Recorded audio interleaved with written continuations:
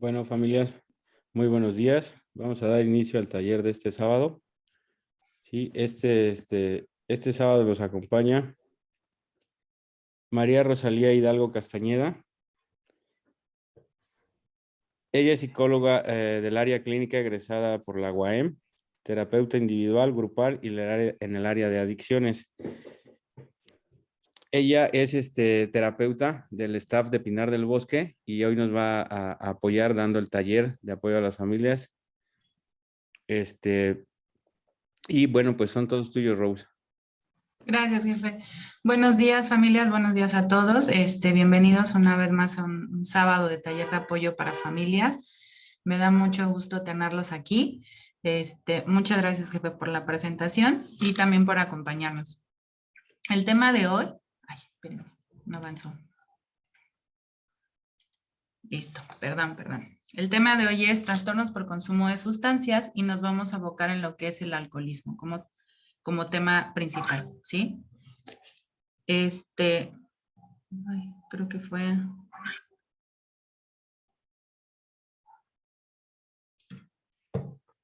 Hablemos de trastorno de consumo de sustancias. Los trastornos relacionados con consumo de sustancias engloban diferentes tipos de drogas. Hablan de 10 sustancias en particular que las podemos ver en la imagen, que es el alcohol, la cafeína, el cannabis o marihuana, alucinógenos, inhalantes, opiáceos, sedantes, como pueden ser los hipnóticos, ansiolíticos, anfetaminas, y dentro de este también está incluido el alcohol, que es el tema que vamos a ver el día de hoy, ¿sí? Todas las drogas que se consumen en exceso producen una activación directa y general en el sistema de recompensa cerebral. Es esta parte que nos dice que hay placer y no hay placer en lo que hacemos, ¿no? Como bien lo dice, es un sistema de recompensa, de poder identificar que algo nos está dando esta euforia o esta felicidad. Así que se aplica un refuerzo comportamental y una producción de recuerdos. Se genera un recuerdo dentro del sistema de recompensa. Esto me agradó. Hago una asociación, genero un recuerdo y entonces cuando hago algo relacionado a esto, me regresa este recuerdo. Esta activación del sistema de recompensa es tan intensa que incluso se descuidan áreas normales o rutinarias. La persona puede llegar a dejar de ir a la escuela o de trabajar, porque ya no encuentra en estas actividades este sistema de recompensa, ya lo encuentra directamente en el consumo de la sustancia, ¿sí? ¿Por qué? Porque en el sistema de recompensa existe una alteración debido al consumo.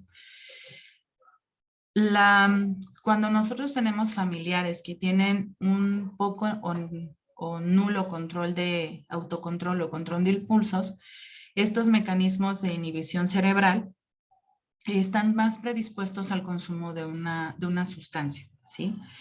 Y esto viene, en muchos estudios se evidencia que justamente esta capacidad de no tener un autocontrol puede generar mayor predisposición a que nuestro familiar tenga un consumo mucho mayor. Mi carro aquí 8 días. Voy a meterle aquí en esta esquina.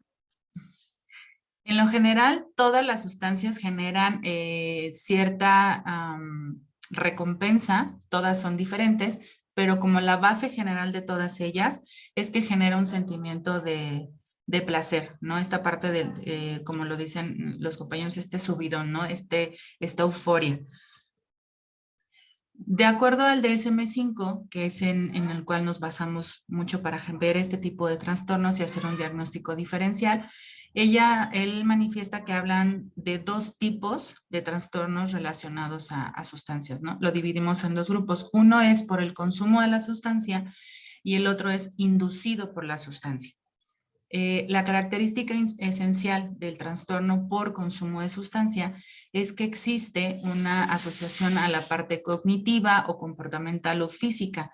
Esto nos va a indicar que pues nuestro familiar se mantiene en el consumo, ¿sí? A pesar de los problemas que pudiera generarle la sustancia, él se mantiene en ello, ¿no? Una particularidad también importante es que hay ciertos cambios en la estructura cerebral a pesar de que el paciente o nuestro familiar se encuentra en una desintoxicación. ¿Qué ocurre? A pesar de que él ya no esté en el consumo, ya el cuerpo esté desintoxicado, las conductas o la parte comportamental o fisiológica se siguen manifestando, ¿no? Y esto hablamos que ya es en personas con trastornos graves. Esto también genera cierta predisposición a que las reincidencias o las recaídas sean como más, más frecuentes y que obviamente la persona busque exponerse a estímulos externos para poder consumir la sustancia, ¿no? En general, como las drogas más, que se consideran como más sedativas, hay hipnóticos, ansiolíticos, como lo vimos anteriormente, y una de ellas también es el alcohol. Por eso lo vamos a tocar en un ratito más, ¿no? Y todo esto puede generar trastornos depresivos importantes en nuestro paciente. Por otro lado, el trastorno inducido por la sustancia se divide en dos. Una que es la intoxicación y por otra parte está la abstinencia, ¿no? También puede generar trastornos por medicamento, por sustancias. Cuando hablamos de que nuestro paciente llega, por ejemplo, con un trastorno psicótico, es porque viene inducido por una sustancia, ¿no? Dentro de la intoxicación, ¿qué se genera? Hay alteraciones en cuanto a la ansiedad, ¿no? Están sumamente estimulados, puede haber un cuadro psicótico y por el otro lado en la abstinencia va más relacionado con esta parte de episodios depresivos, ¿no? Más que ansiedad les produce una depresión y esta necesidad después de querer consumirla, de tener la sustancia para poder conseguirla. Igual, de acuerdo a la Organización Mundial de la Salud, ellos dividen la clasificación de las drogas en tres. La primera sería por su origen, si son naturales, sintéticas o semisintéticas. El estado legal, que si son legales o ilegales. Legales, por ejemplo, la cafeína, la nicotina, bueno, el tabaco. Estado ilegal, pues todas las demás que tenemos. Y en las que nos vamos a centrar nosotros ahorita, que serían las que directamente tienen un efecto en el sistema nervioso central, ¿no? Como tal en el organismo y en el sistema de recompensa. Estas se dividen, las que van relacionadas en el sistema nervioso central, en tres tipos de sustancia. Las primeras serían los estimulantes, los alucinógenos y los que se consideran depresores. Dentro de los estimulantes, hablamos que son drogas o sustancias que van, como bien lo dice el nombre, van a activar el sistema nervioso central. Provocan euforia, desinhibición, hay un menor control emocional, hay irritabilidad, hay agresividad. A veces incluso se puede llegar a considerar que hay menor fatiga, que no nos sentimos como cansados, no tenemos mucha pila. Hay disminución del sueño, evidentemente. Hay una excitación motora, todo el tiempo están en movimiento, hay inquietud, ¿no?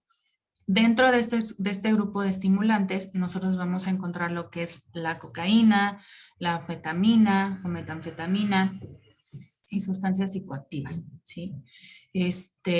En la imagen, por ejemplo, en las diapositivas, pueden ver la de la chica, es una persona en consumo de anfetaminas y el chico es en consumo de heroína.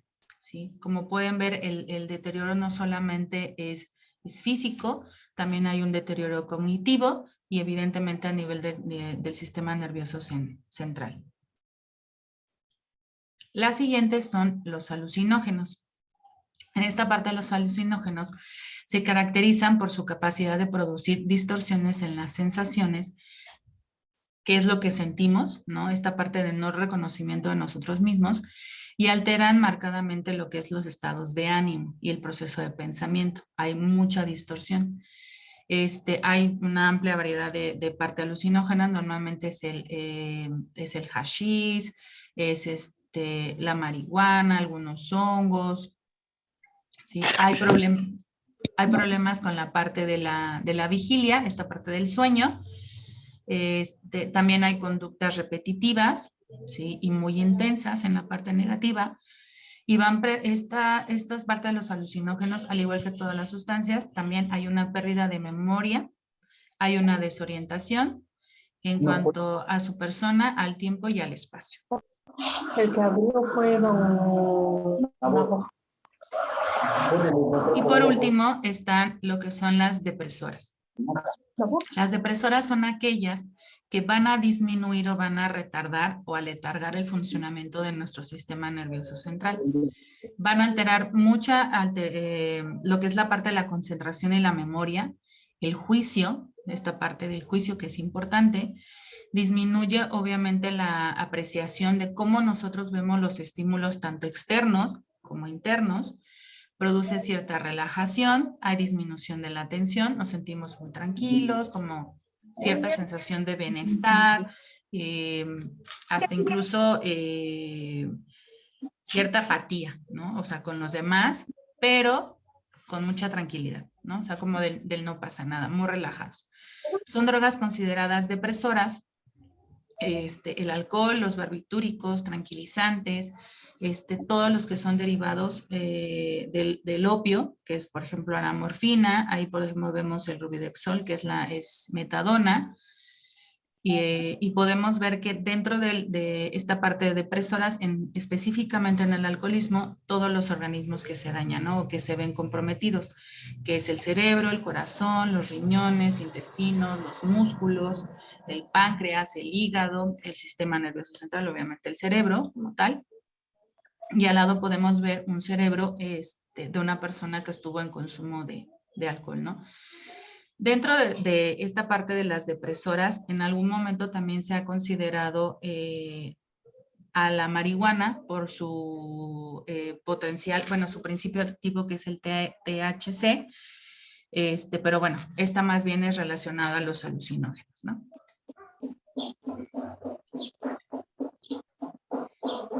Una vez que ya hablamos de lo que son los trastornos por consumo de sustancias, nos vamos a focalizar en lo que es el alcoholismo. ¿Qué es el alcoholismo? De acuerdo a la Organización Mundial de la Salud, el alcoholismo, la OMS acuñó un término de síndrome de dependencia alcohólica que corresponde a un estado psíquico y habitualmente también físico resultado del consumo de alcohol, caracterizado por una conducta y otras respuestas que siempre incluyen una compulsión para ingerir el alcohol o la sustancia de manera continua y periódica, con objeto de experimentar efectos psíquicos o para evitar las molestias producidas por su ausencia. Cuando estamos hablando justamente de evitar las molestias, hablamos de una abstinencia, ¿sí? Que eso también lo vamos a ver más adelante.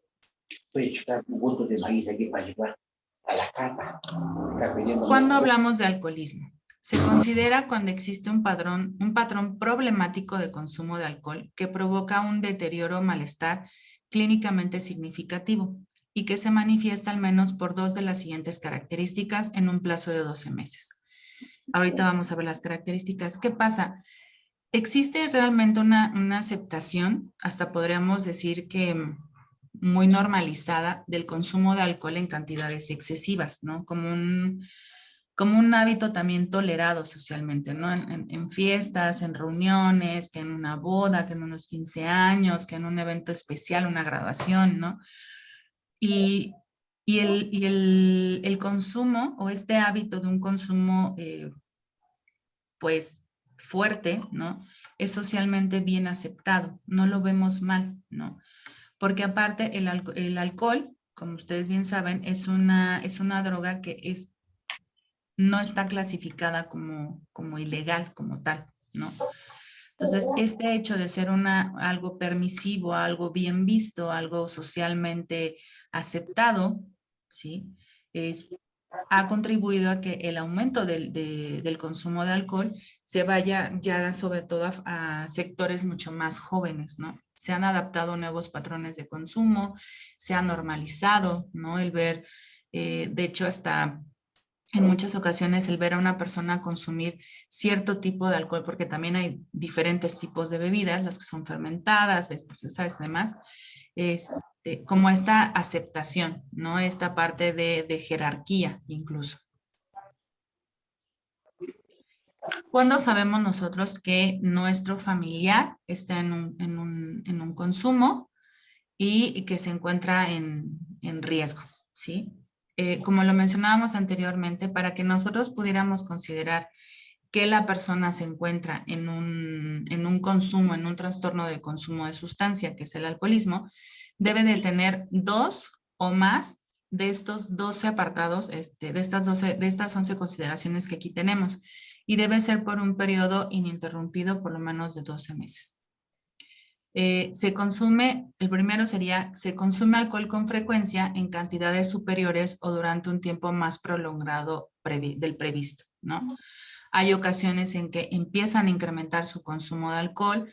Antes era la frecuencia y la cantidad de alcohol, ¿no? Si antes era cada fin de semana, empieza a haber un incremento de hacerlo entre semana, ya no era una cerveza, ya son 2, ya no era la copa de vino, ya empezamos a tener 3 o 4 copas de vino al día, ¿sí? Que sale de esta parte de nuestro control. La segunda es, existe un deseo persistente o esfuerzos fracasados en abandonar o el controlar el consumo, ¿no? En ocasiones, y esto genera mucha frustración en muchos de nuestros pacientes, ¿no?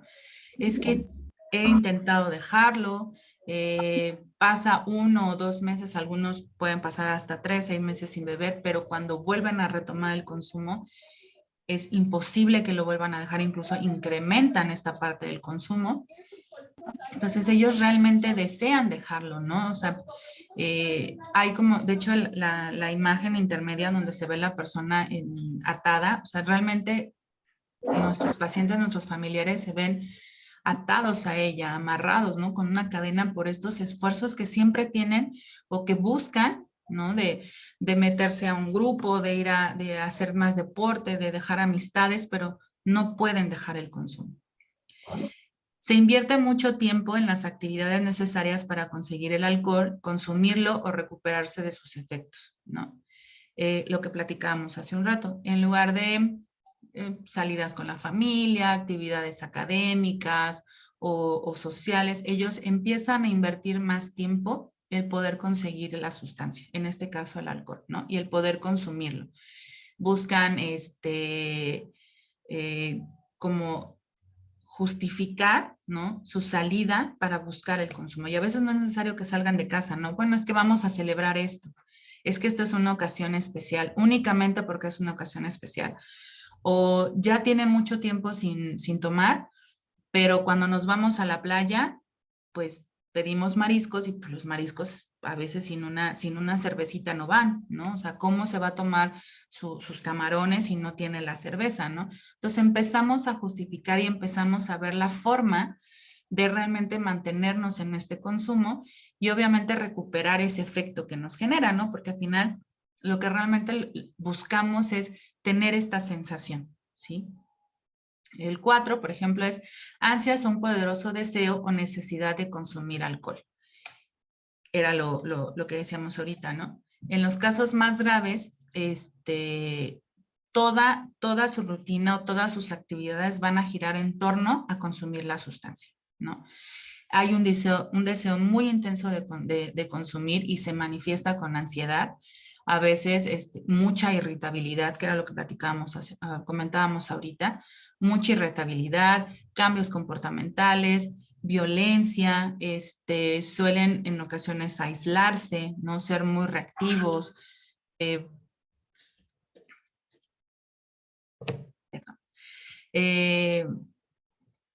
y buscan siempre esta parte de mantenerse con la sustancia, ¿no?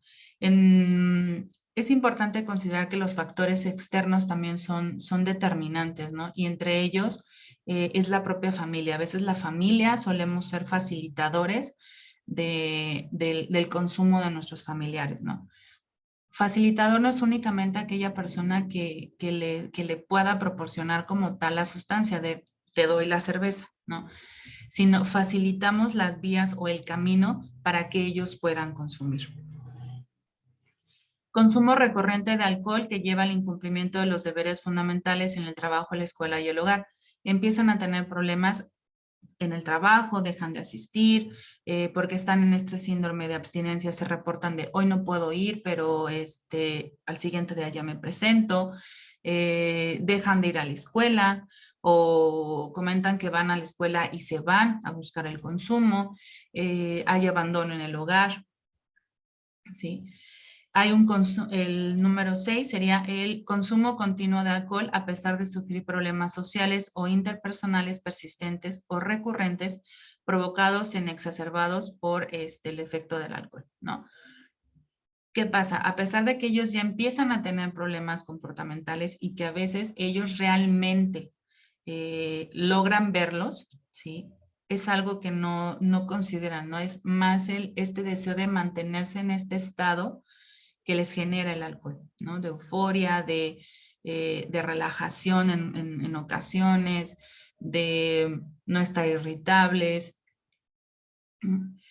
El consumo de alcohol provoca el abandono o la reducción importante de actividades sociales, profesionales o de ocio, ¿no? Va abandonando, va haciendo una reducción importante en actividades sociales. ¿Qué pasa? Abandonan, por ejemplo, actividades recreativas, las salidas con la familia, si ellos buscaban, no sé, le gustaban los partidos, los museos, salir a conciertos, empiezan a aislar porque más bien lo que buscan es el espacio que ellos considerarían idóneo para poder consumir, ¿no? También es importante considerar que las benzodiazepinas, que vienen siendo medicamentos psicotrópicos, también generan esta misma sensación que genera el alcohol, ¿no? La gravedad del trastorno se va a basar en el número de criterios que nosotros cumplimos. De estos criterios que estamos ahorita viendo, se van a ver reflejados en cuanto a su frecuencia y la dosis de alcohol consumida, ¿sí? Eso va a determinar como la gravedad del trastorno. Se continúa con el consumo de alcohol a pesar de saber que se sufre un problema físico o fisiológico, ya empieza a haber problemas físicos o fisiológicos y él lo sabe y los ve, pero es algo que no detiene, ¿no? O no cambia esta actitud o esta necesidad del consumo. La tolerancia aquí es importante. Empieza a haber una mayor tolerancia al consumo del alcohol, ¿no? Para conseguir la intoxicación, pero curiosamente justo cuando empezamos a adquirir esta parte de la tolerancia, cuando ya es una parte crónica, ya esta parte de la intoxicación llega muy rápido, ¿no? Si antes ellos necesitaban 5 cervezas para obtener esta parte de intoxicación o esta sensación, ¿sí? Placentera, con un consumo crónico ya no van a ser 5 cervezas, con 2 cervezas o una cerveza que se tome va a llegar a este punto, ¿sí? La tolerancia se ve disminuida cuando va haciéndose crónico. La abstinencia o se consume alcohol. En esta parte de la abstinencia pueden pasar, como comentábamos, 1, 2 o 3 días en consumo y decir ya no vamos a tomar, ¿no? Y pueden pasar una semana, 2 semanas, meses y demás sin tomar, pero después para aliviar justamente estos síntomas de abstinencia vuelven al consumo, ¿sí? Cuando les comentaba ahorita que para que nosotros realmente empecemos a considerar que hay un trastorno por consumo de sustancia, debemos, de estos 11 que vimos aquí, debe de haber por lo menos 2, ¿sí? Cuando hay 2, ya tenemos que voltear a ver a nuestro paciente. No tenemos a nuestra familia, no tenemos por qué esperar a que llegue a haber realmente consecuencias, tanto fisiológicas, que realmente sean graves, ¿no? Y que ya sean irreversibles en muchas ocasiones. Cuando son de estos 11 criterios que acabamos de ver, cuando son de 2 a 3 síntomas que vemos muy persistentes, hablamos que hay una presencia leve del trastorno.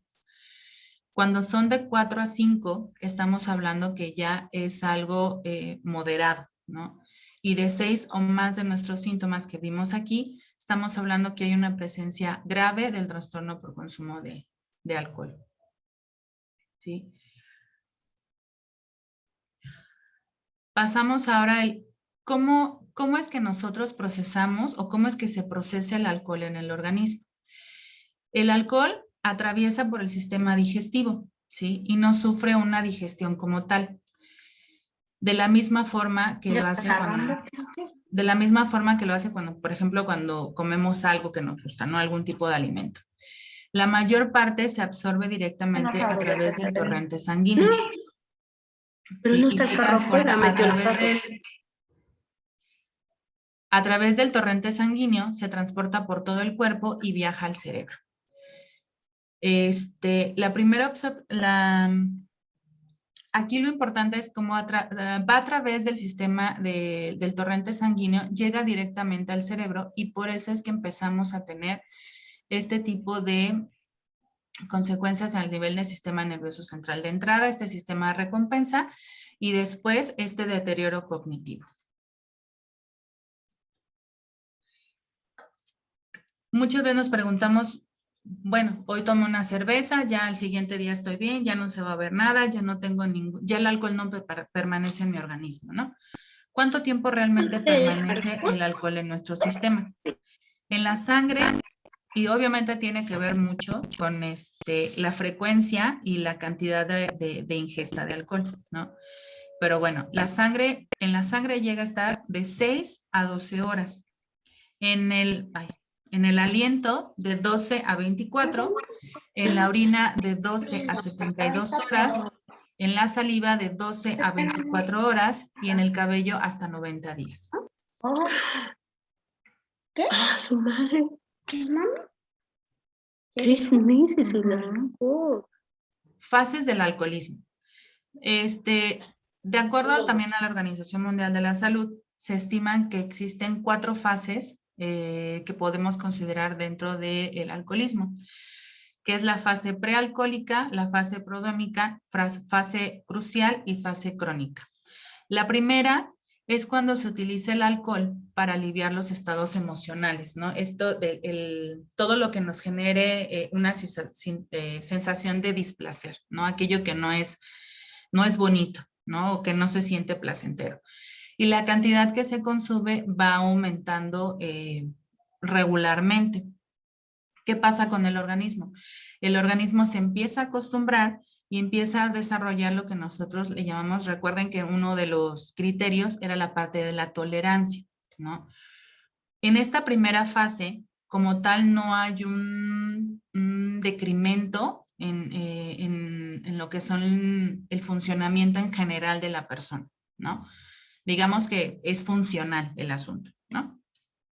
En la segunda fase, que le llamamos también un alcoholismo temprano, perdón, es donde aparece de forma progresiva y lenta el aumento y la necesidad de seguir consumiendo, ¿no? Esta parte de la tolerancia ya se va incrementando, ¿no? Entonces, ¿qué hacemos?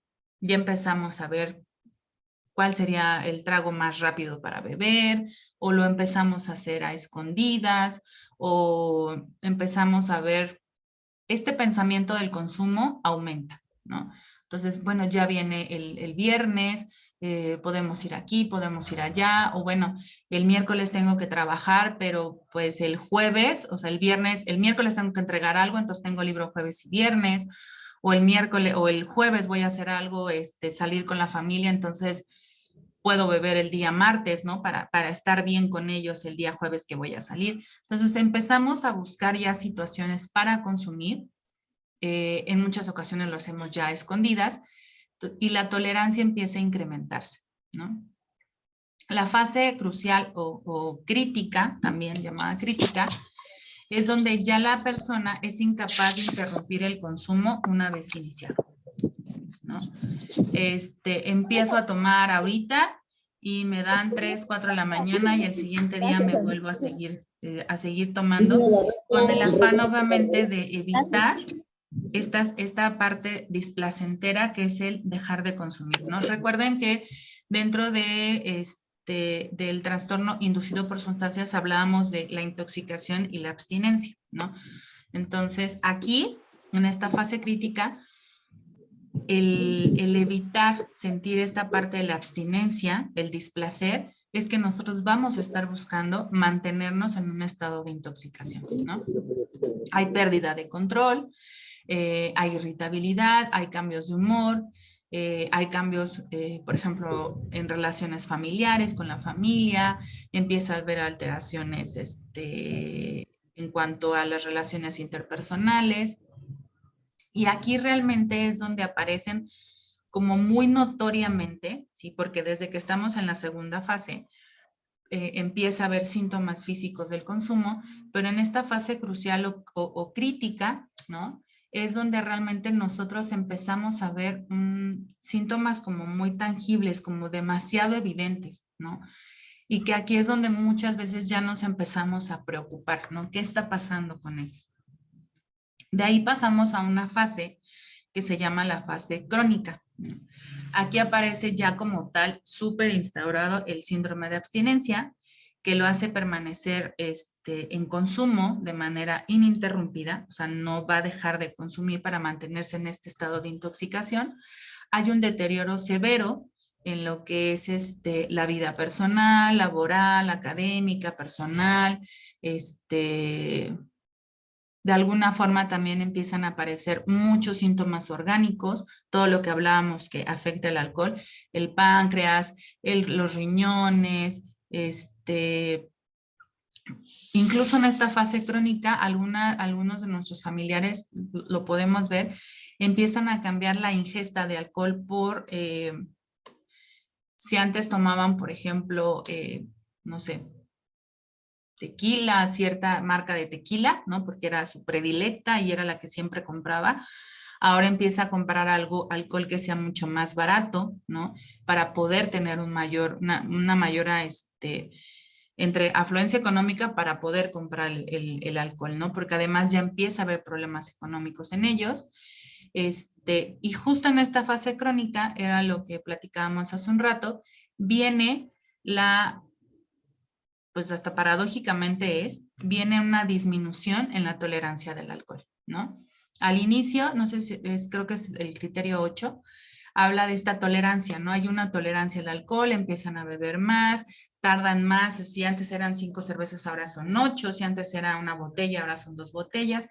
Hay un incremento, ¿sí? De su tolerancia, que eso empezamos a verlo, por ejemplo, si aquí lo vemos en las estructuras en las 4 fases, está entre la prealcohólica con la prodómica, ¿sí? En esta fase crónica es donde empieza a haber una disminución de la tolerancia del alcohol. Ya no necesito 5 cervezas o una botella, ya con una cerveza y con 2 cubas ya estoy en este estado de intoxicación. Muchas ocasiones nos hemos preguntado si existe esta parte de si el alcoholismo solamente es uno, ¿no? De acuerdo al doctor Jenelik, hay diferentes tipos de alcoholismo. Él los agrupa, si bien es cierto que esto es como ya viejito, es de los 50, sigue siendo algo o un referente para otros estudios. El doctor Jenelik habla que existen 5 tipos de alcohólicos, que es el alfa, el beta, el gamma, el delta y el epsilon, ¿no? El alcohólico alfa es el bebedor que vamos a poder identificar que presenta cierta dependencia al alcohol psicológica, pero no es física, ¿sí? O sea, el organismo no se lo está pidiendo como tal, ¿no? No hay un síndrome de abstinencia, eso quiere decir que no está en esta búsqueda del alcohol porque el organismo requiere sentir esta sensación de intoxicación. Llega a haber cierto control, no hay problemas orgánicos, no hay dolor emocional, no consumen por un dolor emocional o psíquico. Entonces, digamos que pueden ser aquellos bebedores que consideramos hasta cierto punto bebedores sociales, ¿no? Alcohólico beta. Aquí es un bebedor excesivo regular. Hay problemas ya familiares, hay complicaciones, ya empieza a haber algunas complicaciones orgánicas, cierta gastritis, un poquito inicia la parte de la cirrosis, ¿sí? Pero no hay una dependencia como tal al alcohol. Sigue el gamma. El gamma es un bebedor que ya tiene una dependencia fisiológica al alcohol. Tiene periodos de abstinencia, ¿no? Tiene tolerancia y ya empieza a ver esta parte de la necesidad por de evitar este síndrome de abstinencia, ¿no? El mantenerse en intoxicación.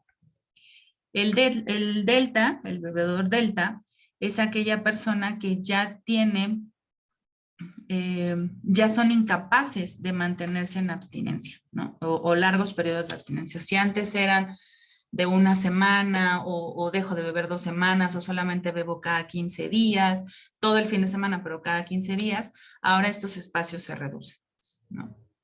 Y el último, hablamos que ya es un bebedor episódico, ya está en el estado habitual de abstinencia o de consumo se interrumpe, ya hay una alteración de la persona y ya no diferencia el tipo de sustancia que está tomando, ¿no? O sea, ya bebe de todo, absolutamente de todo, ¿no? En muchas ocasiones nos preguntamos si existe una predisposición o no en el alcoholismo, ¿no? Y sin duda sí hay una predisposición. Hay estudios que demuestran que, por ejemplo, hijos de personas que son alcohólicas o que están en este trastorno, tienen más posibilidades o una mayor predisposición a consumir alcohol y ser personas alcohólicas. Si bien es cierto que hay una predisposición, también tiene mucho que ver los factores sociales, los factores ambientales, que son factores también externos, ¿no? Y la familia. Entonces, también se habla de un factor genético, ¿no? Ahora, si hay mi papá es una persona alcohólica, estoy condenado a ser alcohólico, o sea, yo también lo voy a hacer, no. Hay una predisposición, sí, puede haber factores ambientales también que lo lleven, pero no es un condicionante, ¿no? O un determinante para que una persona sea alcohólico, ¿no?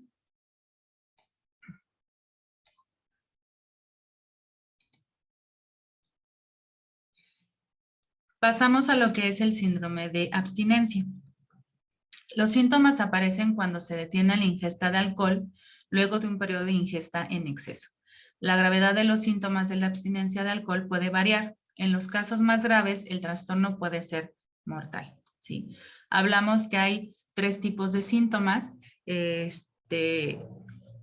Los comunes vamos a ver, por ejemplo, a nuestro familiar con ansiedad, irritabilidad, hay dificultad para dormir, esta parte de la vigilia, puede haber pesadillas, hay amnesia, hay ganas de consumir, hay dolor muscular. Hablábamos que también el alcohol impacta en la parte muscular, hay náuseas.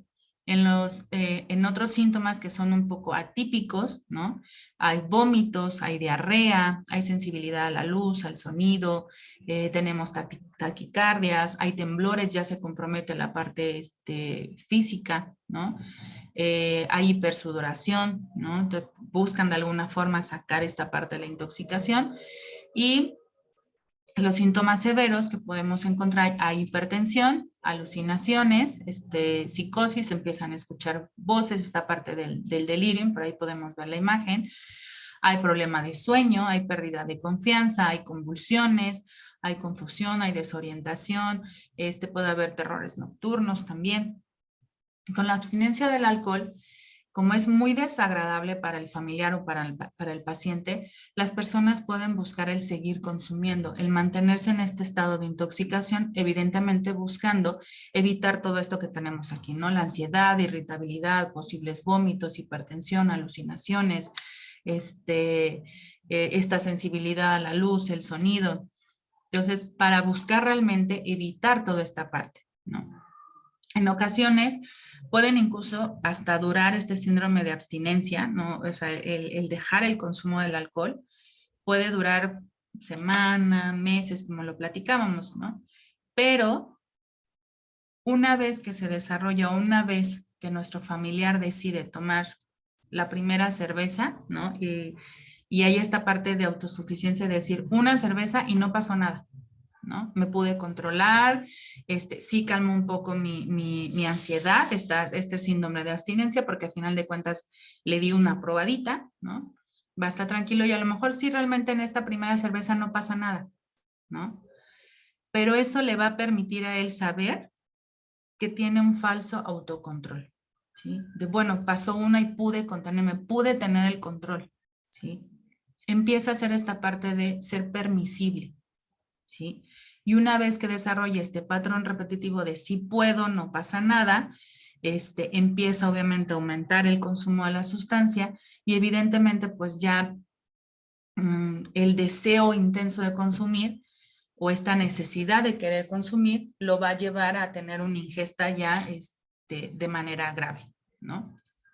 Incluso los pueden llevar a empezar a tomar, a incrementar. Si antes, lo decíamos, si antes eran 5, ahora dejó 3 meses sin tomar y lo retoma, ya no iban a ser esas 5, ¿no? Ya necesita más para llegar a este punto de intoxicación o sistema placentero del que le está buscando, ¿no? La persona incluso, nuestro familiar, podría empezar a consumir en situaciones que lo ponen en riesgo, ¿no? En circunstancias peligrosas. Por ejemplo, ya pueden ir bebiendo cuando están conduciendo, cuando están trabajando, ¿no? Por ejemplo, si alguien trabaja en un lugar donde tienen máquinas o no le importa que estén las máquinas y sea un riesgo, va a buscar consumir. Empieza a haber cambios comportamentales severos, hay ya cambios orgánicos o daño orgánico, hay manifestaciones físicas muy evidentes, hay depresión, empieza a haber abuso con la pareja o con los hijos o con la familia. Entonces ya es algo en lo cual se va desencadenando, ¿no? Parte también de este asunto de las consecuencias es que algunos síntomas como los problemas de conducta, la depresión, la ansiedad, el insomnio pueden acompañarlo por el consumo, viene acompañado de un consumo abusivo, ¿no? Y en ocasiones el consumo del alcohol es un predecesor de estas conductas irritables o violentas. La ingesta repetitiva de altas dosis de alcohol puede afectar a casi todos los sistemas orgánicos, especialmente el tracto gastrointestinal, el sistema cardiovascular, el sistema nervioso central, que hablábamos que dentro de él está el sistema de recompensa. Los efectos gastrointestinales pueden ser gastritis, úlceras, pancreatitis, hay desarrollo, también se habla de desarrollo de cáncer. Puede haber pérdida de masa muscular, hay debilidad muscular, hay lo que le llaman parestesias, que es que esta sensación como de hormigueo, como si les estuvieran picando cuando se les entuma en la pierna, ¿no? Esa sensación de hormigueo, eso empiezan a sentir en el cuerpo, como adormecimiento. Pierden la sensibilidad periférica de dónde están, como del espacio. Hay cambios en el cerebro degenerativos, hay déficit cognitivo, hay pérdidas de memoria, ¿no? Es muy común estas lagunas mentales que empiezan a tener. Uno de los principales, del que me gusta, es el único como que voy a abordar ahorita, se llama el síndrome de Wernicke y Korsakoff, que va directamente en el sistema nervioso central. Se daña la capacidad, cuando nosotros decimos que hay este daño que ya es en conductas crónicas, en el consumos crónicos, se daña gravemente la capacidad de codificar nueva información. Es un trastorno cerebral debido a la deficiencia de la tiamina. La tiamina es la vitamina B1. ¿Qué pasa? Nuestro familiar pierde toda capacidad de poder ir guardando información y de crear nueva información, ¿sí? Se divide en dos. La de Wernicke, que se caracteriza por una confusión o anomalías en la postura y en la marcha, en movimientos. Esto es, hay problemas ya al caminar, que se llama ataxia. Ya empiezan a tener problemas para caminar. Y por el otro lado, el de Korsakoff habla de ya como un tipo de demencia, ¿no? Empieza a haber pérdida de memoria, hay una confabulación, esto es, hay lagunas mentales, perdemos como mucha información y nosotros y nuestro familiar, para poder llenar como esa pérdida de memoria, ¿no? Empiezan a inventarse historias de que pasó algo, porque no recuerdan realmente qué es lo que sucede, ¿no? Y empieza se genera cierta ansiedad o angustia de no saber qué es lo que pasó en esa pérdida de memoria, entonces buscamos de alguna forma rellenar esos huecos, ¿no? Hay problemas del corazón, vasculares y del sistema nervioso, ¿no? El trastorno de consumo por alcohol es un factor de riesgo importante para el suicidio como tal.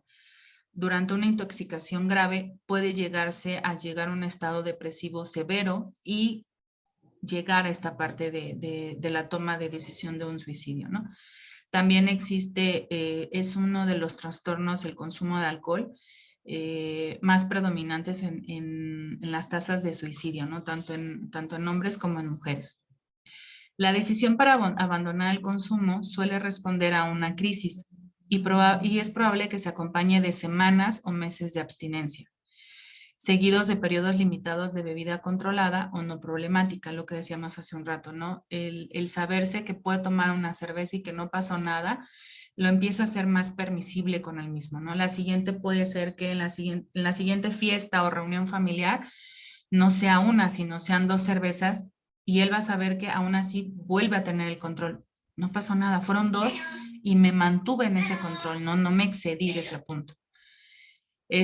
No obstante, una vez que se retoma la ingesta de alcohol, es muy probable que el consumo se incremente de forma rápida y que reaparezcan los problemas graves. El alcohol tiene un alto grado de toxicidad y genera una dependencia tanto física como psicológica, es rápida, es fuerte y se considera que tiene el mismo nivel que los opiáceos, que la cocaína y que incluso que el cannabis, ¿no? ¿Qué buscamos realmente cuando nosotros estamos viendo que nuestro familiar empieza a tener todo este tipo de conductas?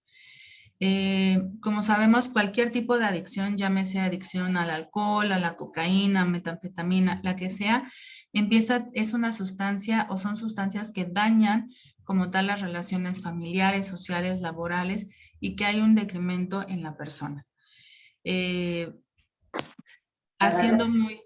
Haciendo muy difícil la expresión de la familia hacia el paciente, un amor sano, que no sea codependiente, que no los estemos sobreprotegiendo en esta parte del consumo, ¿no?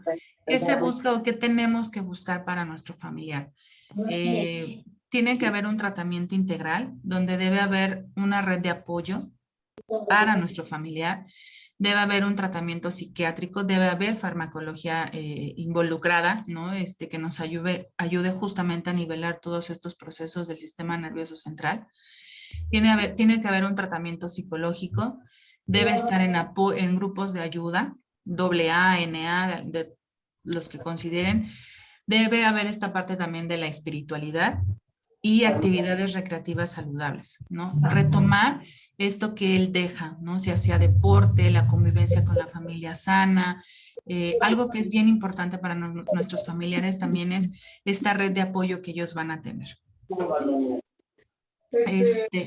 Pues esto sería todo en cuanto al trastorno por consumo de sustancias, en especial el alcohol.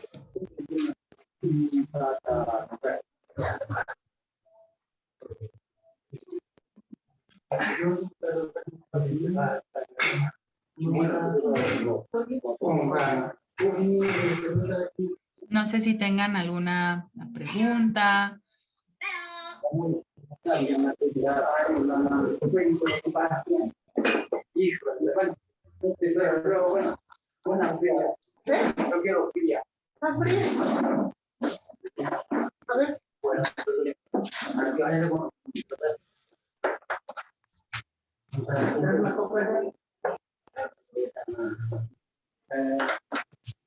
Una coquita fría también. No sé si tenga alguien alguna pregunta en relación al alcoholismo, las fases, cuáles son los criterios que se consideran.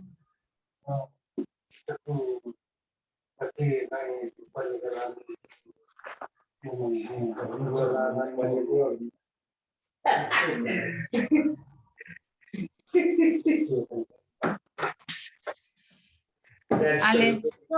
Buenos días, yo quiero hacer una pregunta. ¿Quién es? Perdón. Soy María de la Paz. María, María. Dime. Sí. Muchas gracias, doctora. Primero que nada, gracias por la información. Y la siguiente pregunta es, cuando una persona que tiene alguna adicción al alcoholismo deja de consumirlo solamente por voluntad propia, sin atención psiquiátrica o terapéutica, esta persona puede llegar a recuperar sus capacidades intelectuales y emocionales de manera autónoma. Es muy difícil, sí se necesita del apoyo de esta red de apoyo, tanto de terapeuta, porque si bien no es que no se pueda hacer, sí hay ejercicios que van a ayudar a la plasticidad cerebral, que es una de las cosas que se pierde con el alcoholismo, y estas fases de memoria. Y recordemos que parte también del alcoholismo, del apego a alguna sustancia, a la que sea, es también por una cuestión emocional. Entonces, ahí puede haber ciertas reservas emocionales que él esté como no trabajando o las tenga simplemente como en resguardo, ¿no? Y que pueden ser latentes para un posible consumo. Bueno, a veces he hecho más de una vez esta pregunta, no por la resistencia a la atención terapéutica, que yo sé que es indispensable. Lo voy a decir porque lo hago en el siguiente sentido. Creo que para que una persona llegue a ser consciente de que requiere de una red de apoyo, tanto familiar como profesional, técnica, especializada en el tema, se necesitan varios pasos. Y no solamente es la del convencimiento familiar y propio, sino después de ahí hay otro paso. No termino de entender en qué momento la persona pudiera hacerse consciente.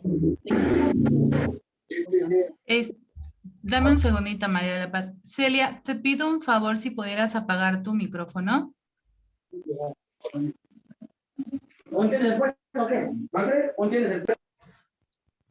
Gracias, Celia. Ya, Raúl, perdón, es que no podía, pero ya. No, ya, perdón. Perdóname, María de la Paz. ¿Podrías otra vez? Es que se perdía mucho con... Sí, ¿me escucha? Bueno, disculpe. Sí, lo repito. Le comentaba, doctora, que en más de una ocasión yo he hecho este tipo de comentarios, no por experiencia al tratamiento psiquiátrico o terapéutico, sino porque realmente para que el paciente se dé cuenta de que requiere ese tipo de apoyo, necesita varios pasos, un proceso de concientización y de entendimiento, y llegar a ese momento de aceptación del problema y de aceptación de un tratamiento especializado, como que ya es un logro muy grande en las personas, ¿no? Y muchas veces dejan de consumir sin querer entender que requieren ese apoyo especializado. Entonces, bueno, estoy queriendo tratar de entender a partir de lo que escucho en sus talleres, cuál sería ese detonante en las personas. No sé si en cada persona sea diferente, no sé si a cada quien le llegue de manera diferente, pero me encantaría aprender cómo ayudar a quien así lo necesite, incluyéndome a mí, desde luego, para poder entender esa parte, ¿no? Del tratamiento psiquiátrico y terapéutico, independientemente si por voluntad propia puede dejar de consumir. No sé si un poco. Sí, de hecho sí es importante. La base ahora sí que la base como del consumo de sustancias es justamente una no regulación emocional, ¿no? Entonces, el consumo de las sustancias es como el piquito o el síntoma de que hay algo que no está bien con nosotros, ¿no? Emocionalmente hablando.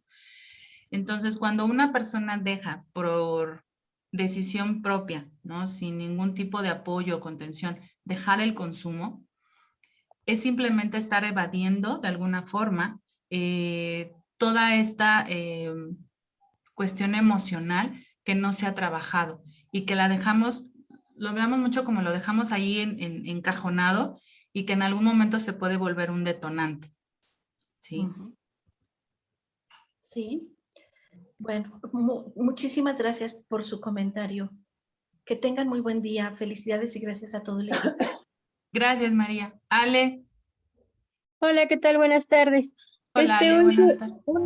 Una pregunta, ahorita te estoy escuchando que no es decisivo porque algún familia, bueno, sobre todo los padres tengan un problema de alcoholismo, que los hijos vivan la misma situación. Pero en algún momento escuché que tenía algo que ver con la genética. ¿Sí tiene que ver la genética aquí en Sí, el de hecho alcohol? tiene que ver, es que lo que hablábamos ahorita es, si tenemos un papá que es alcohólico, ¿no? Hay cierta predisposición, hay genética, tiene que ver la genética, factores sociales, externos y demás, que van a hacer que la persona tenga mayor predisposición al consumo de la sustancia, ¿no? Pero no quiere decir que vaya a ser determinante. O sea, si, por ejemplo, yo tengo un padre alcohólico, es que yo voy a ser alcohólica, ¿no? Porque viene en mi genética y porque así tiene que ser. No, no es determinante, no es que tiene que ser así. Hay factores que facilitan o que nos van a facilitar el consumo, sí. Por ejemplo, Ok. el de la nicotina, el tabaco, ¿no? Hay padres que fuman, ¿no? Y el consumo es bastante fuerte y los hijos no fuman y no les interesa fumar. Hay una predisposición, hay factores externos que lo están, digamos, facilitan el acceso, ¿no? Porque los padres fuman, ven a los padres fumar, pero no es de que tiene que suceder, ¿no? Ok, pero sí puede, pero sí está en la genética, entonces. Sí. Ok. Sí puede Muchas ser parte de la genética. De hecho, siguen habiendo estudios justamente en relación si la genética realmente tiene todo que ver en esta parte del consumo de sustancias, ¿no? Pero sí ayuda facilita la predisposición de la persona o facilita el acceso, ¿no? El posible acceso a las sustancias. Ok, muchas gracias. A ti, Bonito Ale. fin de semana. Hasta luego. Igualmente. ¿Alguien más? Jefe, no sé si quieras comentar algo.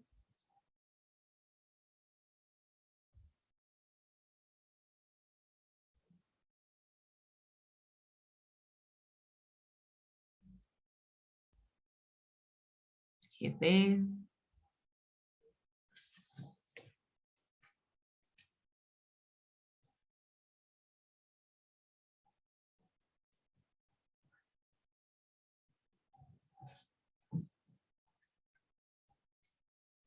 ¿Alguien más? ¿Familias?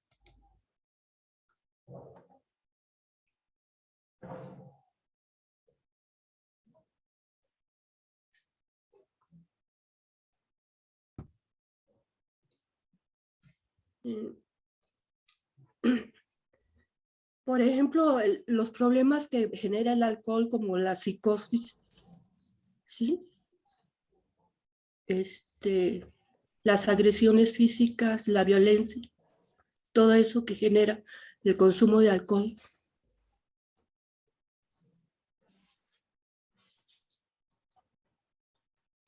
No se ha hablado ahorita sobre eso, ¿no? Sí, lo hablamos. De hecho, el consumo de cualquier sustancia genera conductas comportamentales. Esto es, hay agresión física, hay mucha irritabilidad. Si les dices, no sé, si están en casa y dices, voy a salir, ¿a dónde vas? ¿Y por qué me estás preguntando? Esta irritabilidad de saber qué es lo que están haciendo. Molestia, ¿no? Que se les cuestione, se aíslan. Sí hay cambios de conducta fuertes a severos, ¿no? Ajá. Bueno, gracias.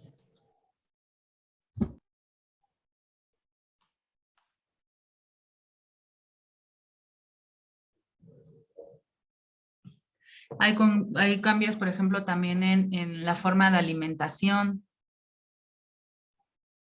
¿sí? Cambia la alimentación, ¿sí? Dejan ya en algunas fases crónicas, incluso dejan la ingesta de alimentos, únicamente es la sustancia como tal, ¿sí? Cambios físicos empiezan a hinchar, ¿no? Empieza a haber problemas con el páncreas, con el hígado, ¿sí? Hablamos de cirrosis. Hay, a lo largo de todo, por eso hablábamos como de las fases, en alguna de ellas, que es, bueno, en la tercera, ¿sí? Que es la crónica, es donde realmente nosotros empezamos a ver en nuestro familiar o en el paciente algo como muy evidente, ¿no? O sea, ya realmente se empieza a ver en la piel, ¿no? El cambio de coloración de la piel, de los ojos, ya se empieza, por ejemplo, en algunos a hacer una tipo pancita como muy abultada, que a veces es por problemas del páncreas o de los riñones, hinchazón en las piernas. Es cuando nosotros realmente lo vemos como más tangible, más, me atrevería hasta a decirlo que hasta más real, ¿no? Cuando lo empezamos a ver de manera física. Hay ocasiones en las que empezamos a ver que falta a la escuela o que toma, pero al siguiente día se para y va al trabajo. Dices, bueno, pero pues no hay problema, ¿no? O sea, toda la semana se va a tomar, pero pues es un chico responsable, se para y va a trabajar, no falta al trabajo, ¿no? Entonces, cuando hay este tipo de conductas, no llegamos a preocuparnos tanto como cuando lo empezamos a ver de forma cuando lo empezamos a ver ya más evidente. ¿Sí? Que ya hay una agresión física, que ya deja el trabajo, ya hay no sé, que puede ser las agresiones físicas, dejan el trabajo, cambian su alimentación, empieza a haber algo físico que ya nos llama la atención, ¿no? Es cuando en muchas ocasiones nosotros ya buscamos realmente la ayuda, ¿no?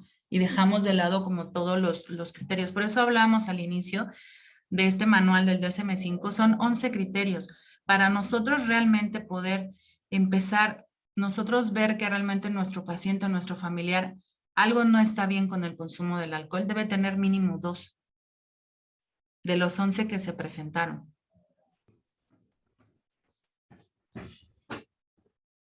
La tolerancia, ¿no? Fue uno de ellos, el dejar actividades, ¿sí?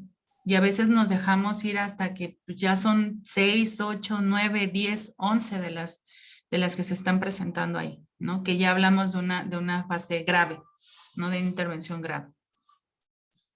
No sé si respondo, Ana Luz. Sí, sí, gracias. Sí, lo que pasa es que sí, mi hija tenía una amiguita que todo el día estaba tomando. Y pues sí, se enfermó, se hinchó, ya no podía caminar y murió. Y es justamente cuando empezamos a ver que realmente hay un problema, ¿no? Cuando ya es demasiado evidente, ¿no? Ahora sí como la frase dice, nada más allá de lo evidente, es cuando empezamos realmente a ver que algo no está bien, ¿no? Y de alguna forma la familia también, nosotros como familiares empezamos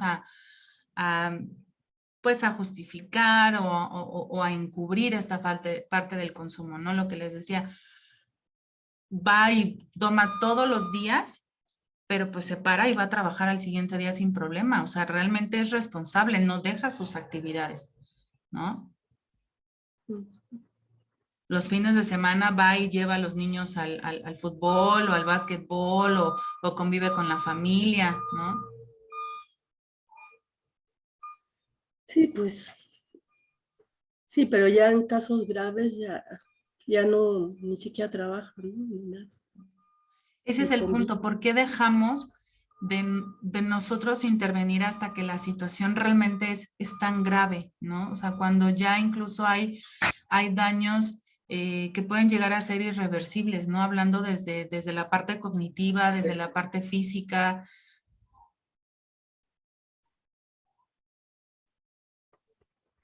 Sí, pues sí, hay que actuar desde antes, ¿no?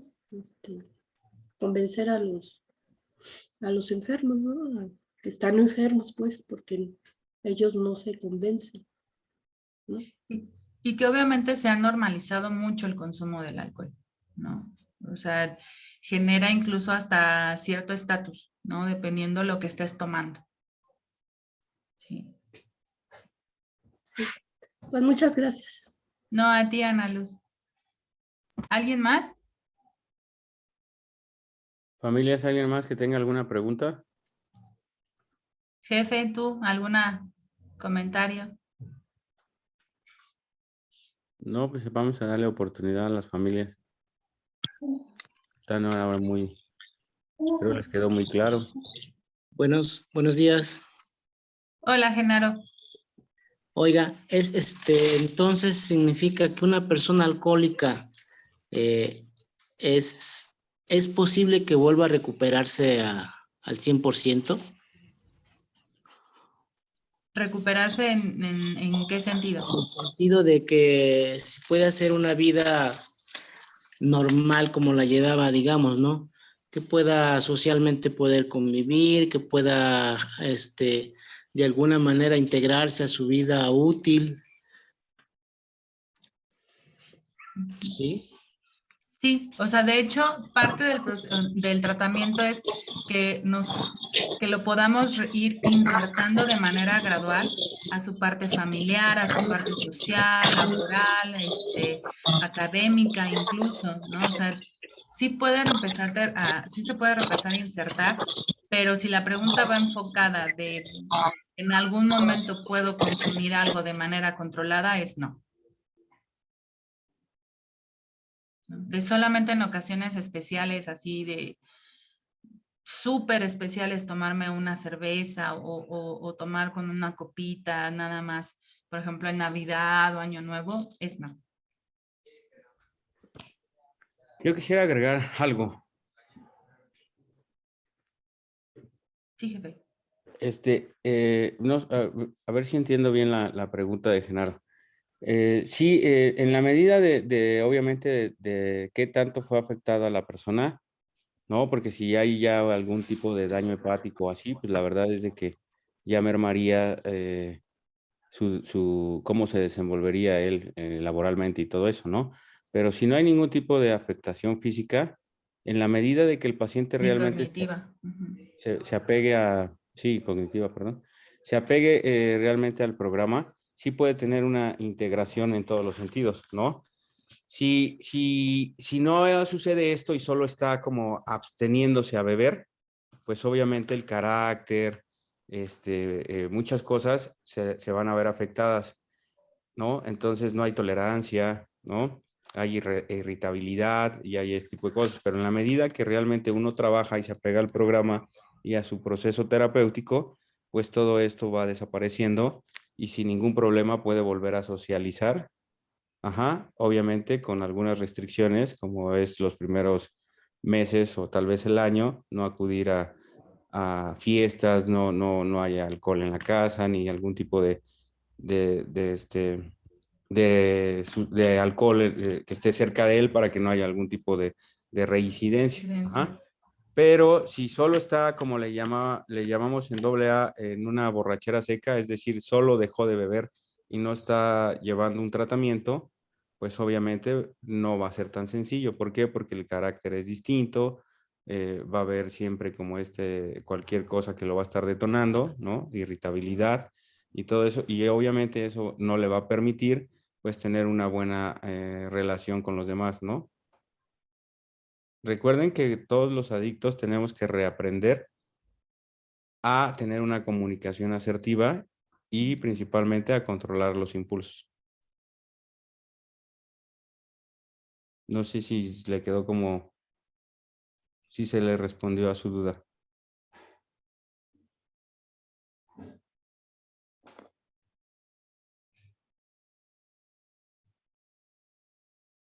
¿Genaro? Sí, Ricardo, entiendo que depende de de la condición o del daño físico que haya tenido esta persona y del apoyo que reciba terapéutica y familiarmente, ¿no? Así es. Ok. Sí, sí, así queda contestada mi pregunta, Ricardo. Pero sí Gracias. puede ser totalmente funcional, ¿eh? Sí. O sea, hay miles de casos que pues retoman su trabajo, retoman su relación con la familia, con los amigos, tienen muchos de ellos, pues hay un crecimiento laboral, espiritual, personal. Ujú. Y justo es lo que se busca con la rehabilitación. De salud también incluso. Los daños que tenía pues ya no son tan visibles. Así es. Ujú. Ok, muchas gracias por las respuestas. No por nada. ¿Alguien más, familias? Hablen ahora.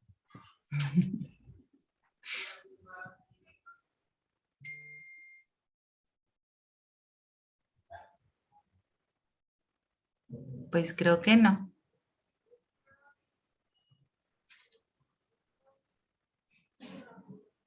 Bueno, no sé si quieres agregar algo más para ir cerrando, Rose. Pues solamente que recuerden también que la familia es importante para la persona que se encuentra en proceso de adicción. Si bien es cierto, no somos responsables de ellos, sí podemos acompañarlos y darles cierta contención, ¿no? Sí, ya esto también, recuerden que es muy importante también el ponerle límites al paciente, ¿no? Eso nos va a dar muchos beneficios y una mejor rehabilitación, ¿no? El que realmente nos mantengamos firmes en los límites que le ponemos a los pacientes y no poner un límite y permitir permitir la manipulación, ¿no? Esto hace que el paciente detecte que todavía tiene el control de la situación y regresa a la soberbia. Ajá, y de ahí empiezan a tomar las malas decisiones y su actitud empieza a cambiar, ¿no? Entonces también creo que esa parte es muy importante. Y más con un paciente que es puro como le llamamos nosotros, alcohólico puro. Ajá. Es como un tema bien, bien chistoso, pero sí es muy notorio. Cuando el paciente es alcohólico puro, sí tiende a ser muchísimo más soberbio, ¿no?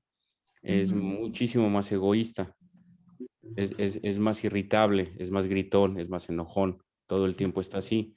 Los pacientes que son como mezclan alcohol con otro tipo de sustancias, sí tienen esta falta de control de impulsos, pero son como crisis nada más. Y el que es alcohólico puro, casi todo el tiempo está como neurótico, ¿no? Entonces, el ponerle límites nos va a ir ayudando a que pueda tener un mejor proceso de rehabilitación. Son más notorios los cambios de estado de ánimo en ellos. Es correcto. Uh-huh. Pues bueno, si no hay más preguntas, no sé, vamos finalizando el taller, Rose.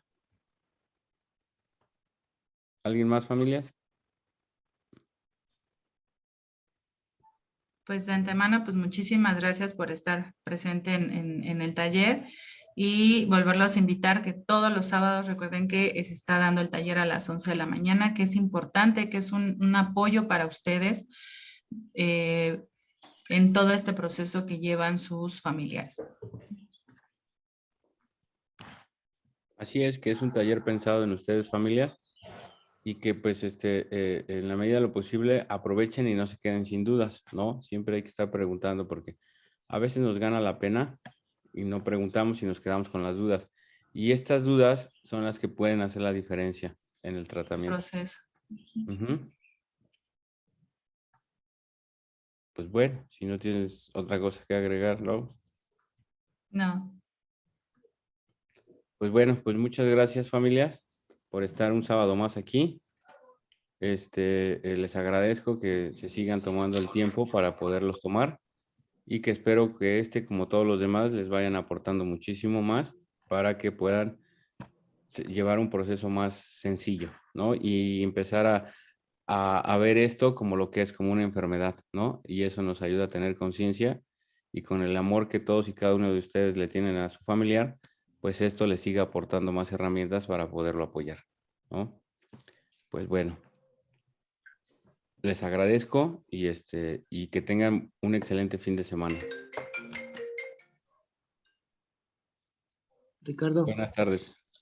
Ricardo, Sí. disculpa, yo me quedé a medias en dos eventos anteriores.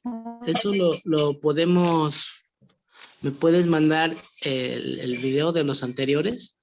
¿Se puede? Sí, mire, ya hay algunos, bueno, desde que iniciamos los talleres, están en YouTube. Lo que voy a hacer es compartirles el canal de YouTube. Ajá. Ok. Y creo que vamos atrasados con 2 semanas, pero el lunes nos ponemos al día y subimos hasta Entonces ahí nada más le pediría de favor, lo busque por el nombre del terapeuta o por el nombre del taller y ahí lo pueda encontrar en el Ok. canal de YouTube. Ajá. Y Perfecto, también, Ricardo, muchas gracias. no, de qué a Ok. sus órdenes. Gracias, Ricardo, hasta luego. Hasta Buen luego. fin de semana. Igualmente, familias, cuídense mucho. Buen día a Igualmente. todos. Buen fin. Hasta luego, doctora. Gracias, buen fin de semana para todos. Igualmente. Gracias, igualmente, cuídense mucho. Pues muchas gracias por el tiempo, Rose.